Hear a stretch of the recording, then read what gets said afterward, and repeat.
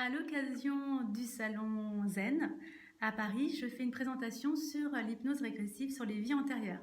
J'ai enregistré ma conférence pour répéter et donc je vous invite à la suivre. Donc j'ai déjà donné cette conférence plusieurs fois et entre-temps peut-être ma pratique a évolué et donc aujourd'hui eh bien, je ressens le besoin de m'entraîner. Je me présente. Je suis donc Catherine Roumanoff, en tout cas dans cette vie, peut-être que dans d'autres vies, dans d'autres incarnations. Avant, eh bien, je m'appelais évidemment tout à fait autrement. Sinon, ça serait trop facile de se retrouver, évidemment, si on portait à chaque fois le même nom partout où on a été sur cette terre à différentes époques. Il y a fort longtemps, peut-être il y a 15 siècles, en Mésopotamie, je faisais un petit peu la même chose qu'aujourd'hui, c'est-à-dire vous présenter le circuit de l'âme par rapport à la vie et qu'est-ce qui se passe après la vie ou avant la vie. J'avais déjà ce métier puisque j'étais embaumeuse et à cette époque-là, c'était pas séparé le corps et l'esprit, donc on accompagnait en même temps l'âme pour l'aider à monter, pour l'aider à évoluer. C'est ce qui se passait déjà il y a plusieurs siècles. Aujourd'hui, ça a un peu changé. Je ne suis pas thanatothérapeute, mais je suis psychothanatothérapeute, c'est-à-dire vraiment, je m'occupe que de l'âme. La pratique a un petit peu évolué. D'ailleurs, j'allais sans doute dans des foires pour présenter mon travail comme je fais aujourd'hui. Alors, plus sérieusement, ma pratique des vies antérieures se passe en hypnose. L'hypnose est un très bon outil pour régresser, pour aller dans les vies antérieures. Donc aujourd'hui, je vais parler vraiment de ce que je sais faire, c'est-à-dire cette pratique des vies antérieures dans le cadre d'une thérapie complète. Pour moi, quand on va chez un hypnothérapeute pour demander une vie antérieure, c'est pas comme quand on va chez le coiffeur pour dire qu'est-ce qui vous ferait plaisir aujourd'hui? Ben voilà, je voudrais des mèches. Et c'est finalement le client qui va choisir son mode de thérapie. Je trouve qu'en hypnose, ça doit être différent. Ça doit être le thérapeute qui peut inviter, en tout cas c'est ce que je fais, le client à faire des vies antérieures. Quand les personnes viennent me voir en disant moi je veux absolument régresser dans une vie antérieure, vraiment je vérifie que c'est ok pour elles. Parce que dans une vie antérieure, on ne sait jamais ce qu'on va trouver. Donc on va parler tout à l'heure un petit peu des dangers, des régressions et qu'est-ce qu'il faut pour que ça se passe vraiment très bien, pour qu'une séance se déroule très bien et soit vraiment enrichissante pour le sujet et libératrice et que ça puisse vraiment faire des effets dans cette vie-là. L'idée d'aller dans les vies antérieures, ça sert à quoi? Alors ça sert tout simplement parce que en psychothérapie classique, on considère que quand on a un effet aujourd'hui, un symptôme, un effet, et c'est qu'il y a une cause dans le passé, pas dans le futur, mais évidemment dans le passé. Donc en thérapie classique, on va tout simplement aller examiner qu'est-ce qui s'est passé et que le sujet n'a pas digéré. Forcément, dans notre vie, il nous est arrivé toutes sortes d'événements. Donc dans un premier temps, évidemment, moi je vérifie bien sûr si tout ne s'est pas passé déjà dans cette vie-là, est-ce que ça vaut le coup d'aller dans une vie antérieure? Qu'est-ce qu'on fait? On va faire une régression, donc c'est pas tout d'avoir l'information, c'est pas tout d'avoir le pourquoi.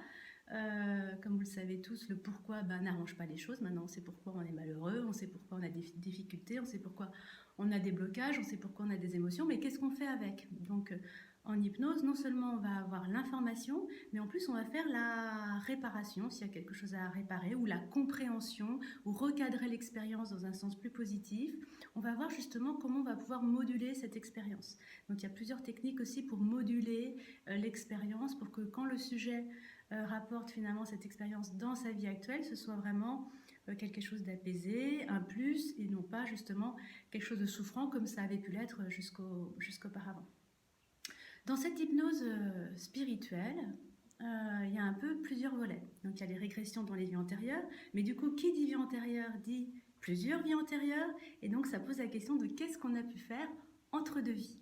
Donc il y a tout un travail aussi qui peut être fait sur l'interlife, c'est-à-dire qu'on peut aller dans cet interlife avant cette vie, avant cette incarnation, pour aller voir qu'est-ce qui s'est passé, comment on est mort la dernière fois, avec quelles idées, et comment on peut renégocier quelque part sa mission de vie, connaître sa mission de vie et éventuellement la renégocier dans la forme concrète d'aujourd'hui, parce que même si on a n'importe quelle mission de vie, on peut le vivre de façon extrêmement différente. Donc il y a cette renégociation qui peut se faire dans cet espace de l'interlife. Après, en hypnose, ce qui peut se passer aussi, c'est quand on va dérouler une vie antérieure, on va avoir toute une histoire. Et il faut vérifier vraiment de façon très importante si cette histoire nous appartient ou si quelque part on l'a captée dans un inconscient collectif, si c'est pas la conscience de quelqu'un d'autre qu'on arrive à capter. Et donc il faut faire le tri, c'est-à-dire qu'il faut savoir dans ce qu'on va recevoir comme information, qu'est-ce qui nous appartient et qu'est-ce qui nous appartient pas. Ça serait quand même dommage de transformer les choses, de tirer des conclusions sur quelque chose qui au final ne nous appartient pas et dont on peut complètement se débarrasser de façon extrêmement plus simple. Donc ça rejoint un autre domaine de la pratique de l'hypnose spirituelle, mais qui est très important d'intégrer éventuellement dans les vies antérieures si jamais ça se présente. L'état d'hypnose peut favoriser l'émergence de souvenirs qui ne sont pas forcément les nôtres. Donc, à voir. Donc d'abord, avant de parler de l'hypnose régressive, je vais d'abord poser un petit peu un cadre sur qu'est-ce que c'est que l'hypnose. Alors l'hypnose, la définition, qui est vraiment extrêmement restreinte, c'est un état modifié de conscience. En fait, ce qui se passe, c'est que si toute la journée, on portait un casque avec des électrodes pour mesurer l'activité électrique de notre cerveau, on distingue différents états, alpha, bêta, theta, delta. Et donc, en hypnose, et c'est aussi un état de détente, tout simplement, on va basculer dans l'état alpha. Donc, on dit que l'hypnose est un état 100% naturel, puisque c'est un état alpha que l'on rencontre plusieurs fois par jour. Donc, c'est simplement quand on est en mode détente sur le canapé, quand on est très concentré aussi sur un livre, sur un film, on est très concentré, du coup on est tellement focalisé qu'on perd un petit peu la notion de l'extérieur. Ou alors on est simplement focalisé dans nos pensées. On assiste à une conférence, on discute avec une copine et puis simplement ce qu'elle va nous raconter, c'est pas trop que ça nous embête, ou ça peut nous embêter, mais et du coup on va dans notre monde intérieur, et si ça nous embête, ou encore ça peut nous évoquer rien qu'avec un mot, elle nous parle de sa belle-mère et nous, stock, on va tout de suite penser à sa propre belle-mère puisqu'on est tous en train de faire tout le temps, en permanence, des références entre le monde extérieur, ce qu'on voit, ce qui est dit, et notre monde intérieur. Donc on a cette activité cérébrale permanente où on va tout de suite aller chercher nos propres histoires et donc on va se focaliser sur nos propres pensées et donc c'est une manière aussi d'entrer en hypnose, de fabriquer ces fameuses ondes alpha. Donc l'hypnose, c'est vraiment un état naturel qu'on traverse d'après le cycle ultradien en permanence toutes les 90 minutes. On connaît tous 20 minutes d'hypnose, c'est le moment où on a un petit coup de pompe, on dit ah, je suis fatiguée. En général, on lutte contre cet état et on va prendre un petit café. Peut-être que simplement il faut s'autoriser à se glisser dans cet état de relaxation qui permet au cerveau de connaître autre chose et qui nous ressource. Mais c'est un autre débat. Donc, l'hypnothérapeute va tout simplement guider la personne pour qu'elle entre dans cet état d'auto-hypnose, dans cet état d'hypnose. Vraiment, chaque état d'hypnose est un état d'auto-hypnose, guidé, ou pas d'ailleurs, puisqu'on peut le faire après tout seul, guidé par la voix ou les exercices que demande la personne qui vous accompagne. Ce qu'il faut savoir, c'est qu'en état d'hypnose, c'est un état de dissociation. Et c'est un état c'est un état schizoïde, parce qu'en même temps, on est là et on est ailleurs, hein, comme quand on discute avec sa copine et puis qu'on décroche, comme quand on est sur l'autoroute et puis on ne sait plus trop où on en est parce qu'on était simplement dans nos pensées. C'est un état où on est là, on n'est pas là. Donc c'est un état schizoïde. Donc tous les gens qui sont déjà dans un état de dissociation avancé, l'hypnose n'est pas fait pour eux, bien sûr, puisque ça peut accentuer cet état de dissociation. Le but de l'hypnose, c'est de contourner le conscient pour avoir accès à l'inconscient. Donc l'inconscient, c'est quoi? D'après la définition de Milton Erickson, qui est le père de l'hypnose ericksonienne, c'est tout ce qui n'est pas conscient. Donc c'est très vaste, puisque notre conscient, on sait qu'il enregistre un certain nombre d'informations. À l'instant T, on mesure à peu près qu'on peut enregistrer 7 à 8 éléments. J'assiste à une conférence, il fait chaud, le micro résonne, ma voisine vient de se gratter. Enfin, on a à peu près 7 à 9 informations à l'instant T. L'inconscient enregistre bien plus d'informations que nous. Donc l'inconscient, depuis le début de notre vie, est vraiment comme un réservoir de ressources où dedans il y a toutes ces choses que nous, on ne sait pas. Donc l'intérêt de l'hypnose, c'est d'aller faire émerger des choses de l'inconscient. On n'est pas dans un inconscient comme nous l'a décrit Freud, et j'en reparlerai encore un petit peu tout à l'heure. On est dans un inconscient très positif. Enfin, moi, c'est vraiment ma philosophie de l'hypnose. Et la philosophie du thérapeute qui vous accompagne est extrêmement importante parce qu'effectivement, il va influer malgré tout sur la séance. Donc, dans l'hypnose ericksonienne, on considère que chaque effet qu'on a dans notre vie, chaque chose qu'on est en train de vivre, tout comportement qu'on a, en fait, a une intention positive au départ de l'inconscient. Voilà. Donc ça, on est plus là dans l'hypnose classique ericksonienne. Là, on va basculer plus dans l'hypnose spirituelle. Donc ça se passe, c'est le même principe. Moi, je trouve que c'est le même principe de toute façon, puisque s'il y a un blocage, et même ce blocage, il a une origine dans l'autre vie, c'est bien en réaction par rapport à l'expérience de ce qui s'est passé qu'il y a une part qui s'est dit, plus jamais ça. Donc plus jamais, par exemple, quand je tombe amoureuse, je souffre, et plus jamais ça. Donc je ne tomberai plus jamais amoureuse. Donc en fait, c'est une stratégie qui s'est mise en place, inconsciente, et qui peut se promener de vie en vie. Donc du coup, après, on a une vie un peu pourrie parce qu'il y a des trucs qui se sont mis en place.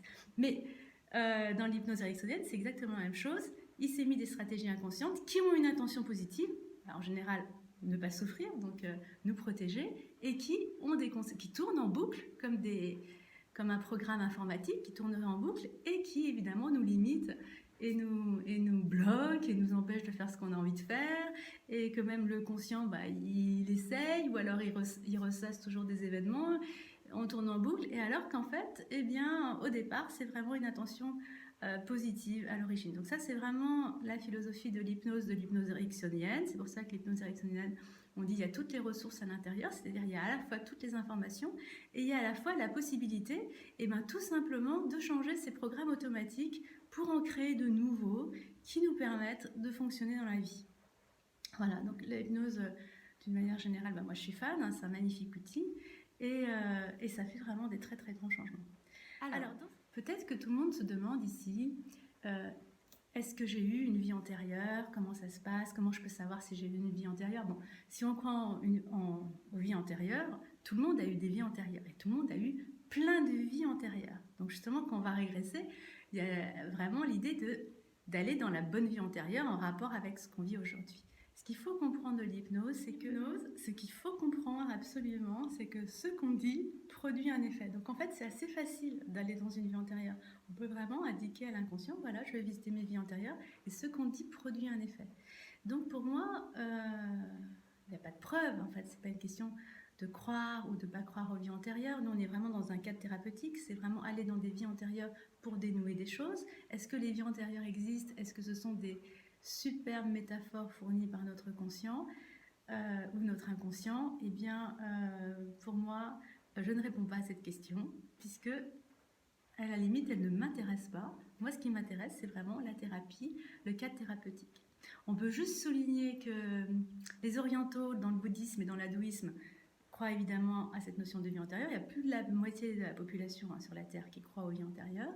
Donc, croire en ce système de réincarnation, en ce système de karma. Le karma, c'est quand toute action produit une réaction, c'est-à-dire qu'on a fait quelque chose, on envoie un boomerang et on va se le prendre en retour dans la figure. Donc, toute action produit une réaction, mais ce boomerang, il ne vient pas forcément tout de suite, il peut venir dans d'autres vies. Donc, il y a cette notion de karma qui est très importante. Et le but de la spiritualité orientale, c'est vraiment d'arriver à se libérer de tous nos schémas, de nos désirs, de notre ego, etc., pour accéder à un état d'être réalisé de façon à briser le cycle des vies antérieures et à arrêter de se réincarner. Voilà. Donc le but de la philosophie orientale, c'est d'arrêter de se réincarner, arrêter le cycle. En Occident, moi j'ai plus l'impression que la notion de vie antérieure intéresse les personnes un peu comme une preuve de l'au-delà, une preuve d'un monde invisible, et donc quelque part on va chercher dans ces expériences la preuve que ça existe, il y a bien autre chose. Donc quelque part ici on cherche à repousser l'idée de la mort, c'est-à-dire que la mort n'est pas la mort, et en général c'est plus avec cette curiosité, nous ne sommes pas que ce que nous croyons que nous sommes.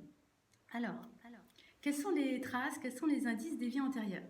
Ça peut être tout simplement une attirance pour un lieu, par exemple, Vous avez l'impression d'avoir déjà été là. Vous avez l'impression, alors vous n'avez jamais été là consciemment, mais vous avez l'impression d'avoir déjà été là. Ça peut vous faire la même chose pour une personne. Une personne, tout d'un coup, waouh, il y a quelque chose avec elle. Vous ressentez des choses très fortes. Et donc, est-ce que c'est une personne qui vient d'une vie antérieure, que vous avez déjà rencontrée? Donc, on peut avoir des attirances ou des activités, bien sûr, sur des activités ou sur tout un tas de choses. Ou alors, on peut avoir des répulsions. C'est-à-dire que si s'est passé quelque chose de vraiment lourd avec une personne, si vous la recroisez ici dans cette vie, vous avez plutôt une répulsion, exactement comme dans la vie ordinaire. Hein. Si vous êtes disputé avec votre voisine il y a 15 ans et que vous ne pouvez pas la supporter et que vous la recroisez ici, ça vous fait un sentiment de répulsion. Eh bien, c'est exactement ça. Donc là, c'est exactement la même chose. Donc, attirance, répulsion. On peut avoir des traces de facilité, c'est-à-dire on découvre une activité. Donc il y a Bernard Werber qui raconte ça très bien. Il est nul en sport. Il fait un essai et découvre le sabre. Il découvre la pratique du sabre ou du bâton.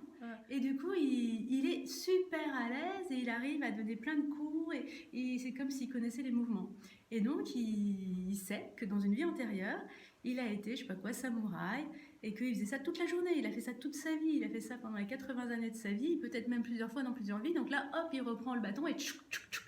Ça y est, donc les traces, les facilités peuvent être, ou pas, qui sait, des choses qu'on a fait dans les vies antérieures. Donc ça, c'est plutôt sympa. Et donc, ça donne la possibilité aussi, en visitant ces vies antérieures, d'aller chercher non pas des savoirs véritablement, non pas des connaissances, ça on n'arrive pas à rapporter, par exemple un grand pianiste dans une vie antérieure, il ne peut pas, pour l'instant, les expériences ne sont pas carrées, il ne peut pas vraiment rapporter un savoir-faire qui va durer, ce serait super pratique, ça serait comme dans Matrix, hop, on va chercher un truc qu'on a déjà fait, bon, il faut déjà l'avoir fait, hein. Et puis on va pouvoir l'utiliser dans cette vie. Donc ça ne marche pas encore. Par contre, on peut ramener un savoir-être, c'est-à-dire une façon d'être, une façon d'envisager les choses, une façon qui va influer bien sûr sur nos croyances, sur nos capacités, et puis du coup qui va agir aussi dans notre environnement parce qu'on a un savoir-être différent et ça c'est vraiment très important. Donc on peut aller chercher des trucs positifs hein, dans les vies antérieures, on peut très bien aller réparer des choses qui se sont mal passées, mais aussi aller chercher des impressions positives, on va détailler ça tout ça. On a été sur les traces, il y a aussi un truc important, c'est le langage qu'on utilise, je suis sous l'eau, je suis noyée sous les problèmes, je m'étouffe, j'arrive plus à respirer, et ben c'est peut-être dans ce langage métaphorique. Alors maintenant tous les jeunes ils disent je suis mort, non. Dans ce langage métaphorique de j'ai l'impression d'être compressée dans une armure, j'ai les jambes coupées. Bon, tout ça, ça peut être pas que métaphorique, c'est-à-dire que ça peut être effectivement, pourquoi pas, des traces. Donc dans le langage, on peut avoir ou pas. Hein. Donc là, c'est vraiment, on est sur l'idée d'avoir des indices. Hein. Je dis pas qu'on a l'impression d'une jambe coupée, c'est qu'on a eu les jambes coupées dans une vie antérieure. Hein. Je dis pas ça. C'est subtil. L'être humain est subtil. Chaque personne a un parcours différent. L'idée, c'est que si c'est bloquant, eh ben, on va voir ce qui se passe pour le résoudre. Alors, il y a aussi des traces, bien sûr, d'impossibilité. Je vous parlais de croyances limitantes. Donc, par exemple, quelqu'un qui dit « j'ai envie de me marier, mais je suis sûre que ça ne va pas m'arriver ». Voilà. Donc, ça peut être vraiment un serment qui a été fait dans une vie antérieure. Quelqu'un qui dit « moi, personne ne peut m'aimer parce que je suis trop quelque chose » ou « je ne suis pas assez quelque chose ». Donc, ça, en fait, c'est des grosses croyances limitantes qui peuvent être héritées, non pas de cette vie, mais des vies passées. Ou alors des impossibilités du genre le plaisir physique, c'est pas pour moi, j'ai pas de plaisir, ça me dit rien, et donc ça peut être de nouveau un héritage de quelque chose. Et bon, donc ces impressions, elles sont accompagnées évidemment d'émotions fortes. Hein. C'est pas quelque chose de j'ai pas de plaisir, ça me fait rien. J'aimerais bien me libérer de ça dans cette vie-ci, mais j'ai l'impression qu'il y a vraiment un très gros blocage dont la racine n'est pas forcément dans cette vie-ci. Donc du coup, on est d'autant plus embêté parce qu'il n'y a même pas d'explication pour notre petit cerveau, pour notre petit conscient, il n'y a pas d'explication véritable des expériences de cette vie-là. Il y a aussi comme signe, et je trouve sans doute que c'est peut-être le plus intéressant parce que tout ça, ce sont des impressions ou des croyances limitantes comme on en rencontre toujours tout le temps. Là, on arrive sur des schémas répétitifs. Alors, les schémas répétitifs, c'est vraiment comme un cycle de vie, c'est-à-dire que on va une nana a un amoureux, et puis au bout de 2 ans, elle va faire les courses, elle ne revient pas, parce qu'elle ne peut pas revenir. Là.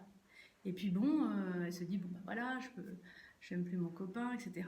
Bon, la vie passe, elle rencontre quelqu'un d'autre, ça se passe bien, c'est quelqu'un de très différent, et elle est assez heureuse, etc. Et puis un jour, elle va acheter un paquet de cigarettes au bout de 2 ans, et elle ne revient pas, elle ne peut pas revenir. Et donc, cette incompréhension par rapport à notre propre schéma, ou d'attirer le même genre de personne, ou de...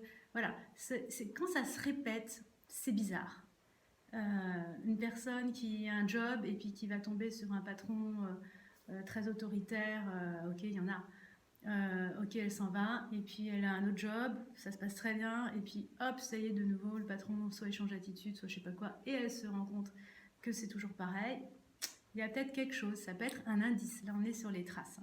Alors évidemment, il y a les traces physiques, c'est-à-dire, moi je trouve que les douleurs inexpliquées, alors ça peut, les douleurs inexpliquées, alors inexpliquées, c'est-à-dire quand on a mal, on va chez le médecin, c'est un signe qu'il y a quelque chose qui ne va pas, donc on va chez le médecin. Si le médecin dit c'est dans la tête, ça c'est super intéressant, parce qu'en général, ça commence bien, puisqu'on va pouvoir découvrir en communiquant avec l'inconscient pourquoi, qu'est-ce qui se passe, qu'est-ce que l'inconscient veut dire, quel est le message. On va pouvoir décoder tout ça, et ça c'est vraiment super. Donc ça peut être un message de cette vie ici, hein, mais ça peut très bien être une trace de quelque chose de beaucoup plus ancien. Ou ça peut être des signes physiques qu'on a, quelqu'un qui fait, je sais pas, tout le temps ça. Et ben c'est possible que là il ait reçu un coup de couteau dans une vie antérieure, et il est tout le temps là en train de se protéger ici. Donc ça peut être des façons de faire, je ne sais pas.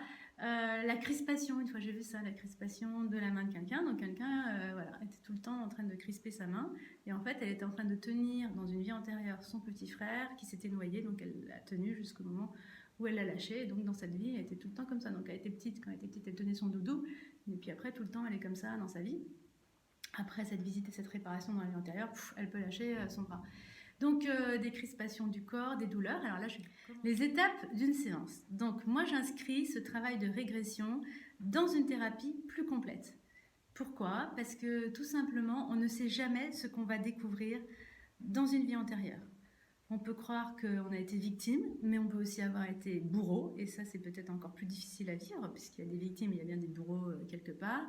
On ne sait pas ce qui va surgir, donc il faut qu'il y ait un accompagnement un peu plus global. Il faut que la personne elle soit solide psychiquement, c'est-à-dire que si elle est trop au bout du rouleau et qu'elle découvre une vie antérieure eh bien c'est compliqué à gérer. Ça peut être très compliqué à gérer parce que les informations qu'elle va avoir, on ne sait pas ce qu'elle va en faire. En tant que thérapeute, je trouve que c'est délicat parce qu'il ne faut pas faire ça sur des gens qui sont... faut qu'ils aillent déjà mieux en fait, faut déjà qu'ils aillent mieux, parce que sinon s'ils découvrent n'importe quel matériel, n'importe quelle information dans la vie antérieure, on ne sait pas ce qu'ils vont en faire. Ils peuvent en faire, ils peuvent interpréter, mais vraiment de façon très très très, parce que la vie antérieure telle qu'elle va être vécue, c'est vraiment une expérience. Donc les gens ils vont dire ouais alors ça je vais faire ça. Une personne qui est arrivée, bon elle a lu mon livre, mon roman, donc elle traverse la France pour venir me voir. C'est une hôtesse de l'air qui a 45 ans, et dans sa vie elle est tombée amoureuse quand elle avait 16 ans, elle a l'impression que c'est lui l'homme de sa vie, mais elle ne peut pas lui parler parce qu'elle est à ce moment-là trop timide. Et puis la vie passe, et puis finalement elle se marie, elle a un enfant, mais c'est lui. Elle avance comme ça dans la vie.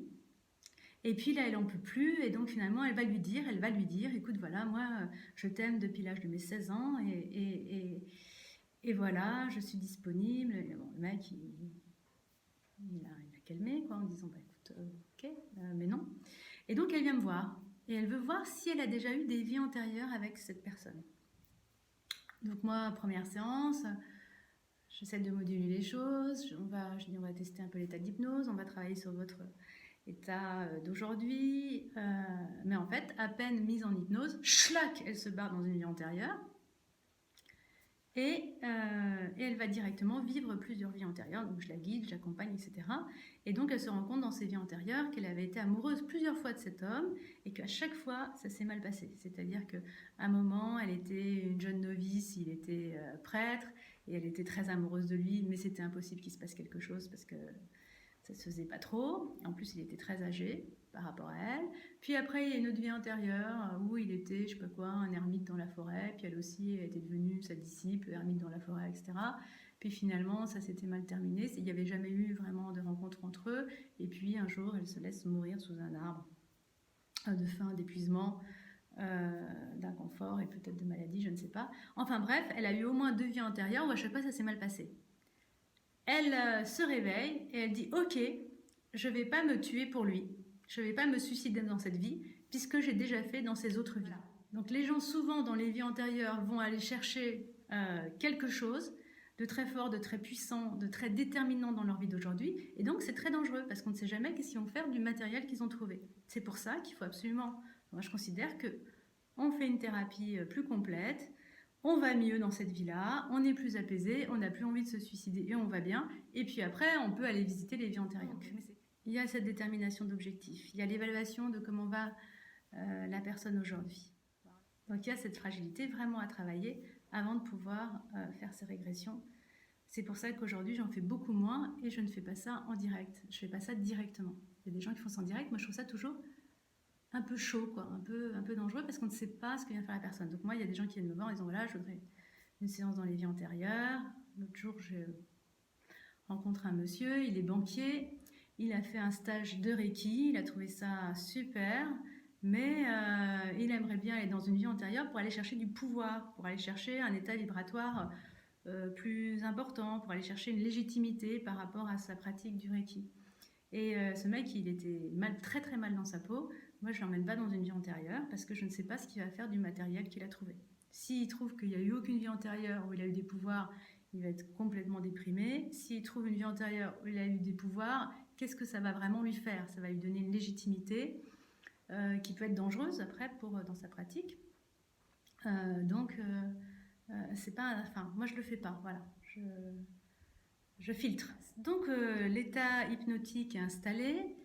Moi, je pratique une hypnose où il y a toujours des signaux idéomoteurs, c'est-à-dire que la personne est en hypnose, on contourne le conscient, on fait émerger l'inconscient de la personne, et donc on va avoir des signaux sur la main, sur les doigts, oui, non, un geste qui va vouloir dire oui, un geste qui va vouloir dire non, et ça me permet, au moment que la séance se déroule, en même temps d'avoir ce deuxième niveau de conscience qui va me permettre de vérifier certaines choses. Et donc justement, avant de décider si on va dans les vies antérieures ou pas, je demande à l'inconscient de la personne, sa part inconsciente en tout cas qui est émergente, puisqu'on peut dire que je travaille avec tout l'inconscient, puisque tout l'inconscient c'est beaucoup trop gros, mais en tout cas avec la part émergente de l'inconscient, et je demande la permission. Est-ce que c'est ok d'aller dans les vies antérieures? Oui, non.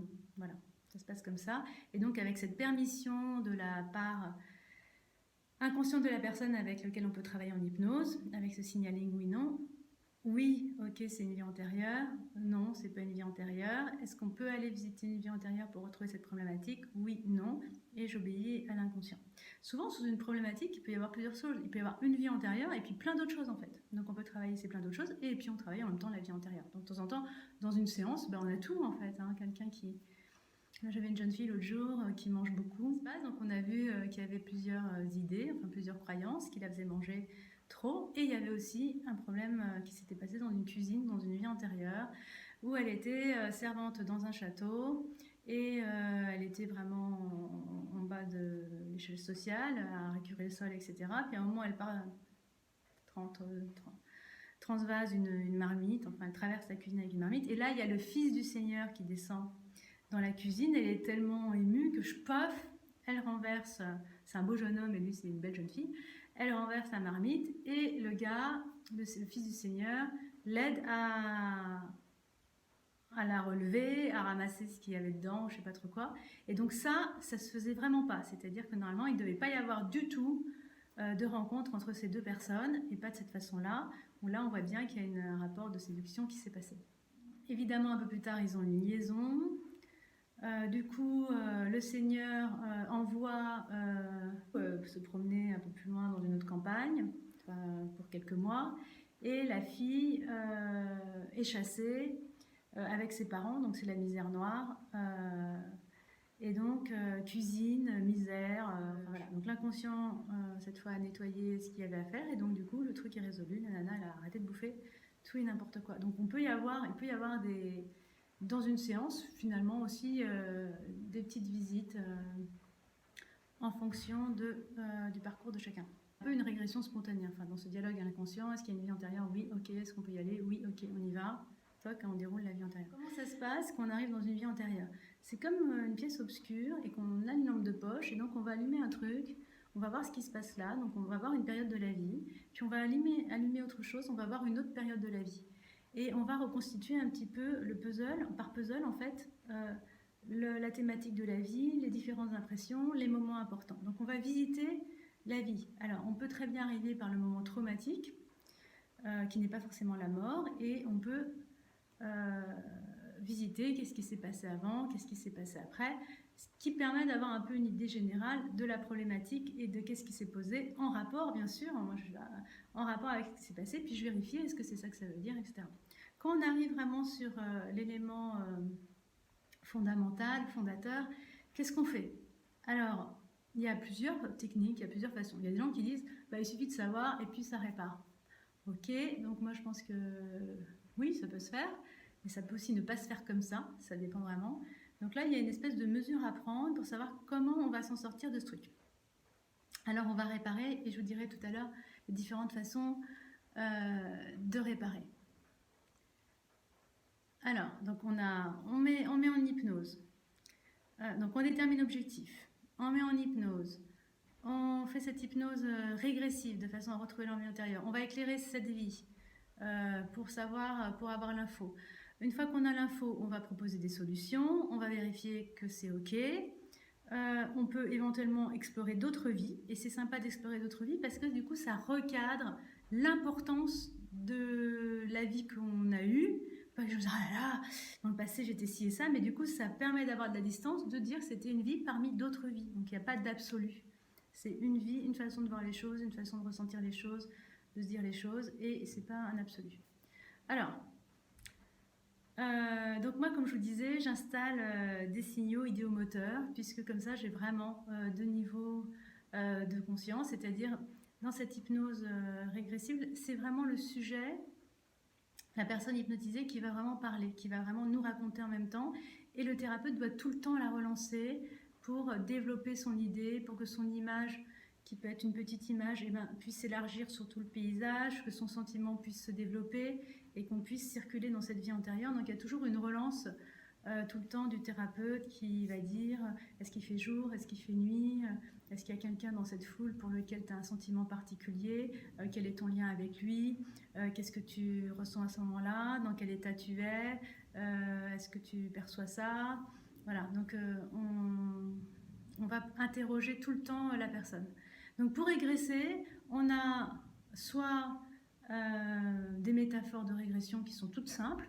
Alors les gens disent oui, il faut le couloir avec des portes, c'est comme ça qu'on fait. Non, c'est pas comme ça qu'on fait, le couloir avec des portes fonctionne bien, mais c'est une métaphore parmi une autre. L'inconscient fonctionne avec des métaphores, donc quand on veut remonter le temps, il faut une métaphore qui soit linéaire. Donc un couloir, c'est linéaire, les portes qui représentent chaque vie, pourquoi pas, et tu es attiré plus particulièrement par une porte. Quand on est en hypnose, ce conduit produit un effet, donc on peut suivre cette directive-là. Donc c'est une métaphore comme une autre. Il y a d'autres métaphores linéaires, par exemple le train, voilà, le train qui va s'arrêter dans différentes gares. Moi j'aime beaucoup le chemin qui conduit à une rivière. Dans la rivière il y a une embarcation et l'embarcation va remonter la rivière comme on remonte le fil du temps. On peut être linéaire dans le sens, tu vois un agenda qui défile, en arrière, dans différentes époques, qui s'arrête à l'endroit où tu sais que c'est, sans savoir que tu savais que c'est important pour toi. Voilà, on peut remonter de façon absolument linéaire. Donc, le tour de la Terre, le fil de l'eau, l'agenda qui défile en arrière, la montre qui tourne dans l'autre sens. C'est assez linéaire tout ça, et donc la métaphore linéaire donne bien cette idée d'une linéarité du temps et permettent de régresser toutes ces inductions. Les inductions, c'est les mises en hypnose, et là, l'induction, c'est vraiment dans le sens d'aller chercher une vie antérieure, fonctionne.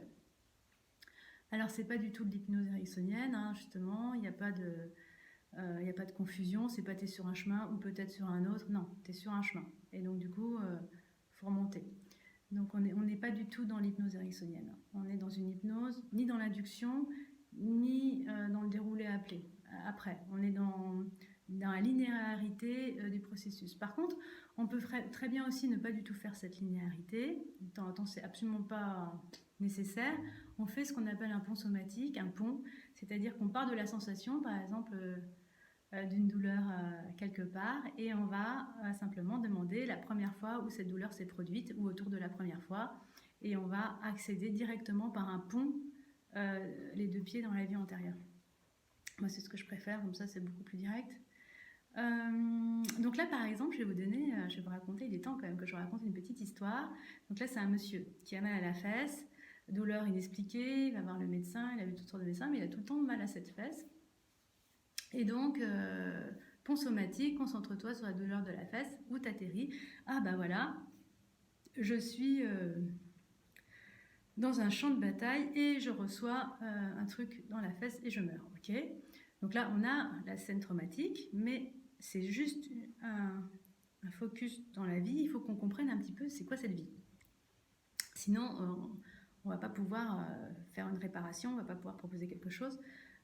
Donc qu'est-ce qui s'est passé donc, va à l'endroit, donc on va éclairer un autre endroit, va à l'endroit où, je sais pas, tu es enfant, toc, il était petit, il a été pris comme serviteur d'un seigneur, et puis il a appris à se battre, et puis il a une scène sur un champ de bataille, il est à cheval, il a de l'énergie, il a de la joie, il a de la force, il a du courage, il fait tomber quelques têtes. Voilà, c'est son métier, c'est à la fois un guerrier. Puis il a vraiment une proximité avec le Seigneur, c'est-à-dire c'est un peu son garde du corps en fait. C'est à la fois son serviteur, son secrétaire, tout ce qu'on veut. Il est très au service 24 heures sur 24, il n'y a pas de RTT de ce Seigneur, très soumis à ce Seigneur, et en même temps, son rôle c'est de défendre ce Seigneur. Et là, on arrive du coup avant la bataille où il est mort, c'est même pas une bataille, ils sont en train de dresser un camp pour la nuit, et donc on sait que les Anglois sont pas loin, mais on savait pas qu'ils étaient si près. Et ils vont attaquer en fait au moment où il installe le camp. Donc il est en train de dérouler la tente, il est comme ça penché dans une position assez ridicule puisqu'il est en train d'étaler le sac de couchage de l'époque. Et à ce moment-là, stock, il reçoit cette flèche qui lui traverse la fesse jusque de l'autre côté et il meurt. Et il meurt avec un sentiment d'échec total puisque justement il n'a pas défendu son Seigneur. Donc voilà. Dans cette souffrance, là pour le coup très physique plus que psychique, on va, pour réparer, faire transpirer. C'est-à-dire qu'on va vivre cette scène de la fin en lui faisant sentir sur la fesse, alors c'est un peu compliqué, là ça dépend comment est installée la personne, je glisse sur la fesse de ce monsieur un objet que j'avais dans mon cabinet, un bol tibétain, là, que ça lui fasse un petit peu mal, ou un objet pointu, je ne sais plus. Et donc du coup, je dis, vas-y, arrache la flèche, tu peux le faire, arrache la flèche, je l'encourage. Et puis, il essaie d'arracher la flèche, moi je maintiens, donc il ne peut pas l'arracher. Puis finalement, tac, il arrive à l'arracher, et comme il arrive à l'arracher, il est content, là il se bat contre les assaillants, il en tue quelques-uns, puis il meurt 10 minutes plus tard, mais dans un autre état d'esprit. C'est-à-dire que là, donc, on a carrément embobiné la vie, échangé les 10 dernières minutes, et cette fois, ah ça y est, il a fait son devoir, il a été jusqu'au bout, il a fait son devoir, il a défendu au prix de sa vie son Seigneur, et il meurt en paix.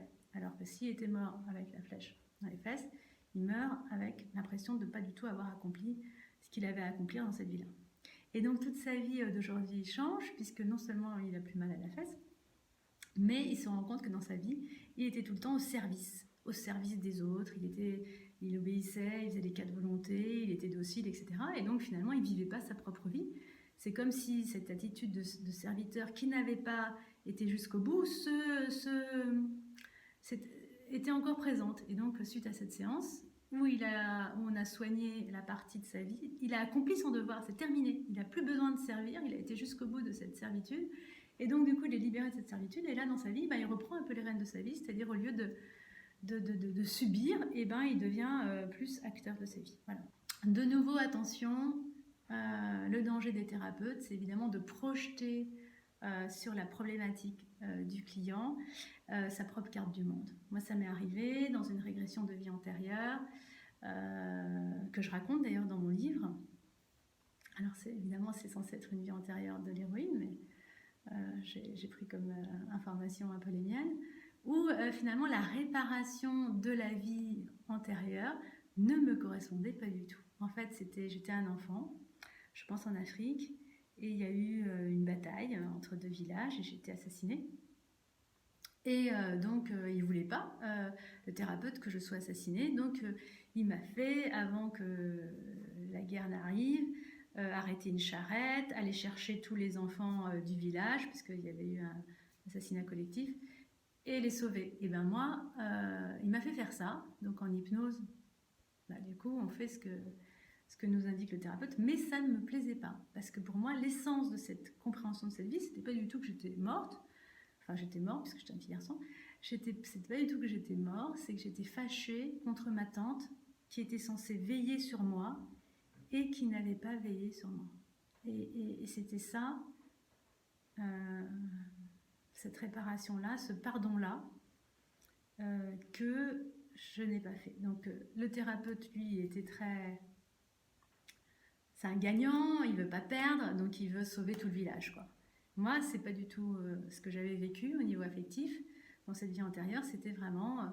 j'étais très fâchée que cette tante, qui était pas ma mère, parce que ma mère était morte, mais mon père avait épousé la sœur de ma mère, donc c'était ma tante, qui était la nouvelle femme de mon père, qui n'était pas là. Et vraiment, je suis encore fâchée. Je crois que j'ai encore eu le travail, peut-être pour pardonner. Et pour moi, c'est évident que cette tante, qui ne s'est pas bien occupée de moi dans cette vie antérieure, c'est mon mari aujourd'hui. Donc mon mari, il veille sur moi, il se rattrape un peu. De temps en temps, il n'est pas vraiment là au moment où j'en ai besoin. Donc il est un peu comme la tante de la vie antérieure. Il y a encore du boulot. Alors, pour réparer justement, astucieusement, il faut juste demander au sujet, qu'est-ce que tu aurais aimé qu'il se passe? Voilà, c'est vraiment une question super simple à poser, qui est en fait pleine de bon sens. Donc c'est pas au thérapeute d'imposer son point de vue, c'est juste de demander au sujet, qu'est-ce que tu aurais aimé qu'il se passe? Donc on va à l'endroit où il y a eu le truc le plus émotionnel, on dit, qu'est-ce que tu voudrais qu'il se passe? Et grâce à cette phrase, le sujet va dire, je voudrais que ma tante arrive, je voudrais qu'elle me protège de son corps, je voudrais qu'elle m'emmène ailleurs, je voudrais que... Et à ce moment-là, on peut le faire. À ce moment-là, on le fait. Et à ce moment-là, on répare. Et à ce moment-là, on est apaisé. Ou alors, on peut faire aussi d'autres choses si on ne veut pas changer la vie. On va après la mort.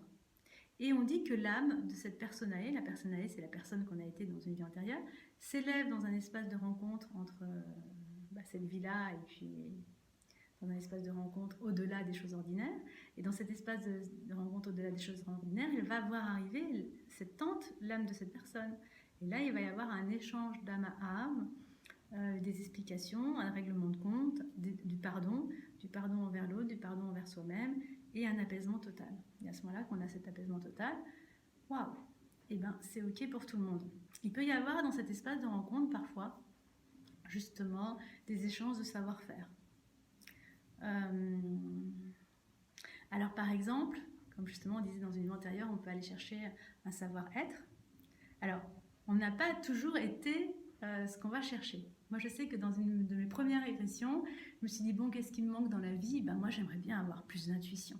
J'aimerais bien avoir un don un peu de qu'est-ce qui va se passer après. Un don de voyance, un don de préscience, en fait, de précognition. C'est-à-dire que j'aimerais bien savoir ce qui va se passer après. Et donc, j'aimerais bien favoriser cette intuition-là. Et donc, je voudrais aller chercher dans une vie antérieure le moment où j'avais la préscience de quelque chose qui allait vraiment se passer et que j'avais ce pouvoir, on est tous à la recherche d'un pouvoir parfois, Mon inconscient m'a fait un beau cadeau, c'est-à-dire que je me suis retrouvée accrochée à un parachute en train de descendre. Mon parachute ne s'est pas ouvert et j'ai effectivement eu la prescience que j'allais m'écraser. Je m'écrasais, je m'écrasais, je m'écrasais. Voilà, fini. Ma régression a duré 6 secondes. Ah, je suis sortie de là avec le choc du final. Et en fait, voilà la prescience, visiblement, la prescience que j'ai eue dans les vies antérieures de choses qui vont se passer. Bah oui, effectivement, c'était du 100% garanti là. Donc de temps en temps, on ne peut pas aller chercher un savoir-être qu'on n'a jamais eu. Bon, après, j'ai visité d'autres vies où je lisais l'avenir dans des boyaux de moutons avec mon grand-père sur la montagne. C'était pas très ragoûtant. Alors, et ça marchait pas tellement pour moi-même dans cette vie-là. Autant je pouvais avoir la sensibilité dans ces boyaux de moutons de pouvoir parler à des personnes. Mais quand ça a été moi-même faire un choix pour sauver ma vie, eh ben, ça n'a pas marché. Donc tout cela a été très limité. Donc dans les réparations, la zone de pardon est toujours extrêmement importante. On a vu qu'on pouvait aller chercher un savoir-être plus qu'un pouvoir, on est d'accord. Une façon de faire les choses. Donc là, je vais raconter une autre histoire. Donc c'est un garçon qui a beaucoup de blocages sexuels, il est homosexuel et il a beaucoup de problèmes avec le désir, le fait d'avoir du désir, le fait d'être désiré. Enfin bon, il est bloqué à plusieurs niveaux. Au niveau sexuel, on a fait plusieurs régressions. Donc dans sa première régression, il était une femme africaine dans une case où le mari, le conjoint, la nuit, enfin il y avait une intense activité sexuelle. Donc il a revécu de l'intérieur, si j'ose dire.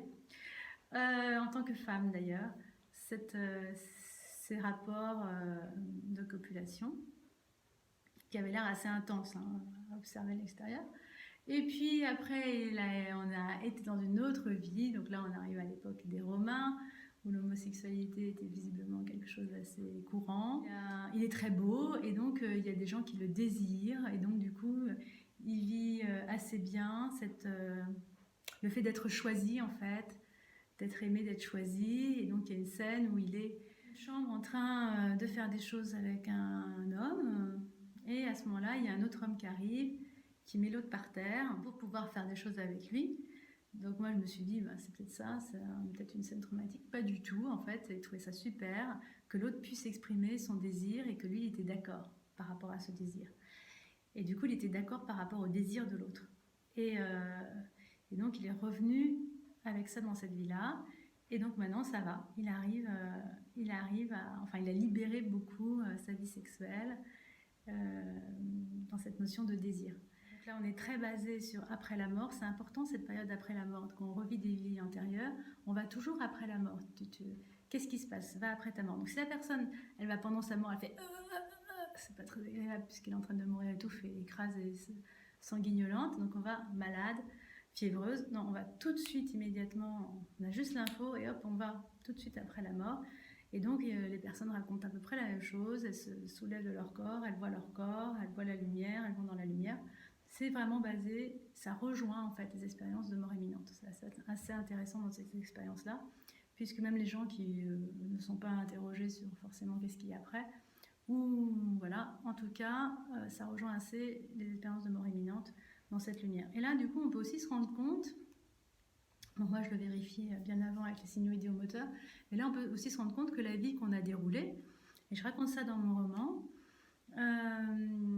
que la vie qu'on a déroulée n'est pas la vie de la personne, n'est pas la vie de l'âme de la personne, mais la vie d'une entité extérieure, d'une conscience extérieure, d'une mémoire extérieure qui s'est invitée, puisqu'elle est contente de pouvoir communiquer et qu'on puisse la libérer pour l'envoyer dans la lumière.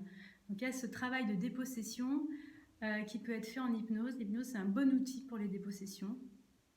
Mais de nouveau, les dépossessions, c'est bien que ça s'inscrive dans un cadre plus large d'une thérapie pour savoir pourquoi la personne, comment elle fait pour se choper des entités. Donc on a cette volet de dépossession. En fait, l'hypnose spirituelle, c'est une pratique qui est à peu près... qui est née dans les années 70, en 80, enfin en 78, il y a Edith Fior aux États-Unis qui était psychologue, qui avait découvert l'hypnose. Et puis, il y avait une de ses patientes qui avait fait une régression spontanée dans une vie antérieure.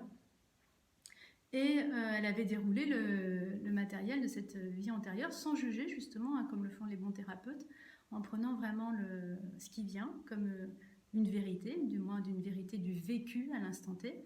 Et elle avait déroulé ce fil. Et donc, elle a développé cette méthode parce qu'elle a vu que ces régressions dans les vies antérieures faisaient vraiment énormément d'effets. D'ailleurs, il faut peut-être que je commence ma conférence par là, en fait. C'est bien de répéter rien que pour ça. Donc, elle avait développé ça. Et donc, elle a écrit ce livre, Nous avons tous déjà vécu, You have been here before. Et elle a écrit un deuxième ouvrage qui s'appelle Les esprits possessifs, puisqu'elle s'est rendue compte qu'en hypnose, justement, il y a les émergences de ces défunts qui sont pas forcément montés dans la lumière, on peut dire des défunts ou plutôt des mémoires, qui peuvent ressurgir. Et donc, il s'agit bien sûr de traiter la personne et non pas une conscience extérieure. Et s'il y a des consciences extérieures qui viennent polluer la personne, eh bien tout simplement les faire partir dans la lumière. Voilà, les hypnos peuvent être aussi un peu comme des passeurs d'âme, quelque part. Ce sont les chamans occidentaux. Alors, donc les qualités du thérapeute, il faut que ce soit un thérapeute tout-terrain, puisqu'il doit pouvoir traiter tout ce qui se présente, il ne doit pas juger, il doit calibrer ce qui se passe sur le visage de la personne, il doit poser les bonnes questions, il doit proposer les bonnes réparations en fonction vraiment, avec l'écoute totale du sujet, la validation du sujet consciente et inconsciente. C'est pour ça que moi je mets ces signaux idéomoteurs qui me paraissent tellement importants dès qu'on pratique l'hypnose et qu'on ne devrait pas travailler sans ça. C'est une exigence. Le thérapeute doit obtenir ces niveaux d'information conscients de ce que vit la personne au fur et à mesure et ces niveaux d'information inconscients. Donc on doit évidemment jamais laisser la personne dans un inconfort. À la fin de la séance, bien vérifier qu'elle recadre bien, débriefer pour qu'elle recadre bien, prendre le temps de débriefer pour qu'elle recadre bien l'expérience dans une voie positive. Alors le sujet, il doit être quoi? Alors le sujet n'est pas du tout obligé de croire aux vies antérieures. En tout cas, il doit simplement être ouvert à l'expérience, ouvert d'esprit. Il doit faire confiance au thérapeute. Sinon, pas de séance. Il doit avoir de la jugeote pour pouvoir recadrer l'expérience, non pas comme une vérité absolue, mais comme une expérience parmi d'autres expériences. Moi, j'ai joué au tennis quand j'avais 15 ans. Je ne suis pas une tenniswoman pour autant. Donc, c'est une expérience parmi d'autres. Il faut qu'elle soit recadrée comme une expérience parmi d'autres. Nous sommes la somme de ce que nous sommes. Mais justement, il y a plusieurs choses à additionner. Et on ne va pas se focaliser sur un seul...